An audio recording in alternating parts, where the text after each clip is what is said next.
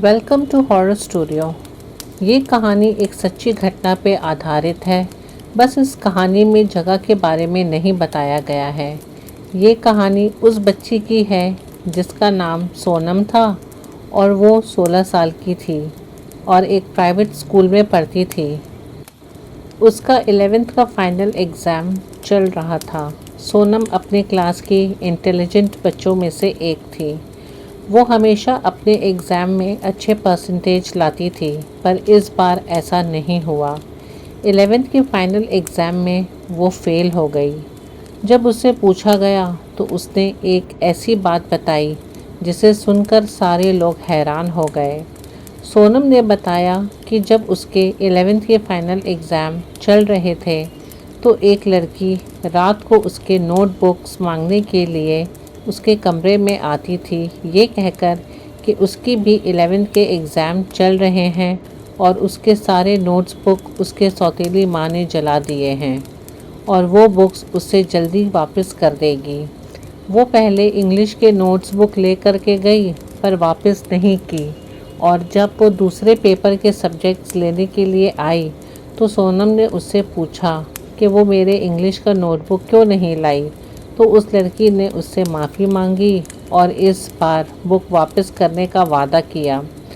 उस लड़की ने सोनम को बोला कि अगर वो इस बार बुक नहीं लाती है तो वो तुम्हारे स्कूल में ही दूसरे सेक्शन में पढ़ती है, वहीं पर तुम्हें उससे बुक लौटा देगी। ये बात सुनकर सोनम ने उसे बुक दे दी, पर गजब इस बार हुआ जब उस लड़की ने इस बार भी बुक नहीं लौटाई। सोनम उसके क्लास में गई और टीचर से पता किया। टीचर ने बताया कि ऐसी कोई भी लड़की इस सेक्शन में नहीं पढ़ती, पर इस नाम की एक लड़की थी जो 4 साल पहले इस क्लास में 11वीं में पढ़ती थी। टीचर ने जब उस लड़की की सोनम को फ़ोटो दिखाई तो उससे कहा कि ये वही लड़की है जो बुक ले जाती है। टीचर ने बताया जब 11th की स्टूडेंट थी तभी इसने 4 साल पहले सुसाइड कर लिया था। टीचर ने बताया कि ये लड़की भी बहुत इंटेलिजेंट थी, पर उसकी सौतेली माँ ने उससे पढ़ने नहीं दिया और उसने इसी कारण सुसाइड कर लिया। सोनम ये बात सुनकर हैरान हो गई। वो ये सोच रही थी कि जो लड़की मेरे पास आती है वो एक स्टूडेंट की आत्मा थी।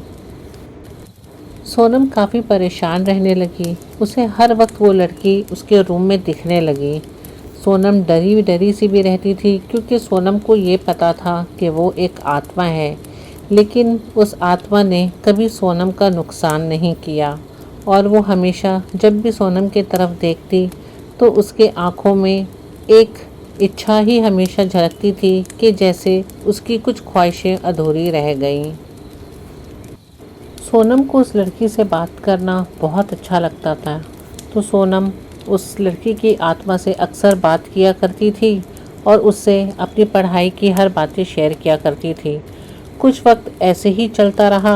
अचानक एक दिन सोनम की माँ की नज़र सोनम के कमरे में पड़ी तो उसने देखा कि सोनम किसी से बात कर रही है और वो भी हंस हंस कर।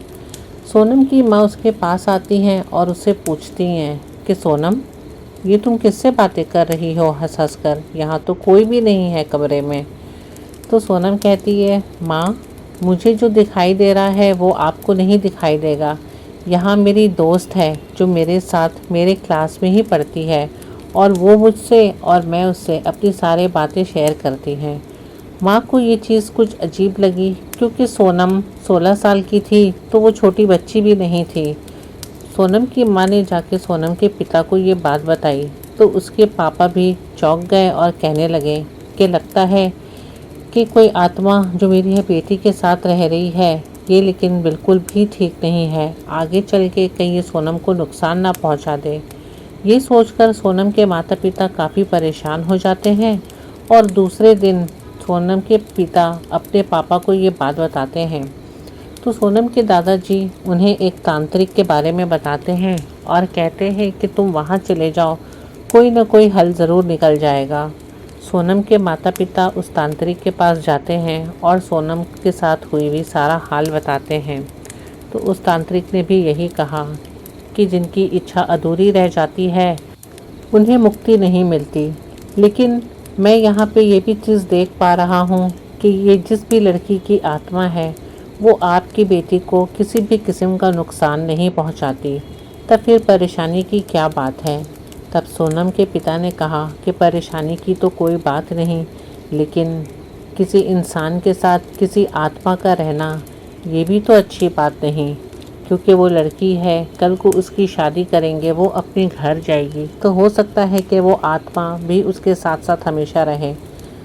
तांत्रिक ने कुछ तावीज़ बना करके दिया और कहा कि इसे सोनम के गले में पहना दें और आप चिंता बिल्कुल भी ना करें। सोनम के माता पिता घर पहुंचते ही सोनम को अपने पास बुलाते हैं और सोनम से कहते हैं कि बेटा, ये तुम्हारे लिए लाया हूँ, ये तुम अपने गले में डाल लो। तो सोनम अपने माता पिता से पूछती है कि बाबा ये किसके लिए? तो वो कहते हैं तुम्हारी सुरक्षा के लिए। सोनम को कुछ समझ में नहीं आता है। सोनम अपने कमरे में चली जाती है और कमरे में जाकर वो तावीज़ अपने गले में डाल लेती है।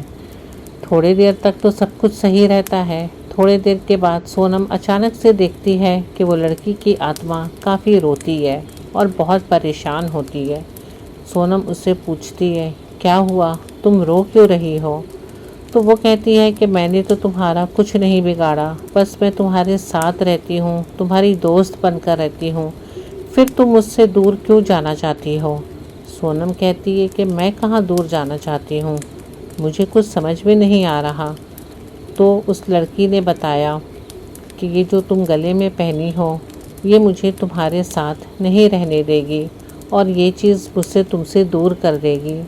सोनम ये बात सुनकर काफ़ी उदास हो जाती है और अपनी माँ के पास जाकर के सारी बातें पूछती है।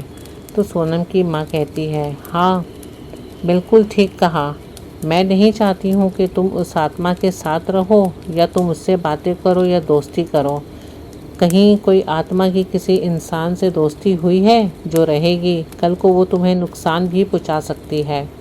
सोनम ये बात सुनकर काफ़ी दुखी हो जाती है और कहती है, नहीं माँ, वो वैसी लड़की नहीं है, वो ख़राब आत्मा नहीं है। आज तक इतने साल हो गए उसने मुझे कोई नुकसान नहीं पहुँचाया, तो अब वो क्या नुकसान पहुँचाएगी।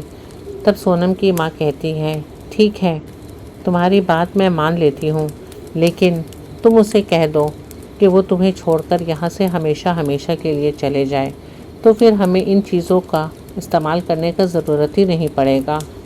सोनम बहुत उदास हो जाती है और अपने कमरे में चली जाती है।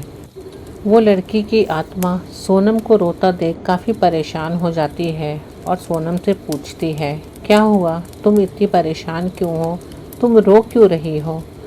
सोनम रोते रोते उसे अपनी माँ की सारी बात बताती है। वो लड़की काफ़ी उदास होकर जवाब देती है, ठीक है सोनम, मैं तुम्हारी ज़िंदगी से दूर चली जाऊंगी और कभी लौटकर वापस नहीं आऊंगी। तुम अपना बहुत ख्याल रखना और तुम्हारे साथ गुजारा हुआ वक्त मैं कभी भी नहीं भूलूंगी। ये कहकर वो लड़की वहाँ से गायब हो जाती है। सोनम बहुत ज़ोर से चिल्ला चिल्ला करके रोती है, उसे पुकारती है, लेकिन उस लड़की की नामो निशान कहीं भी नहीं होती। तो ऐसा है दोस्तों कि दुनिया में आत्माएं होती हैं, कुछ ऐसी आत्माएं जिनकी इच्छा पूरी नहीं होती है, लेकिन फिर भी वो कभी किसी को नुकसान नहीं पहुंचाते।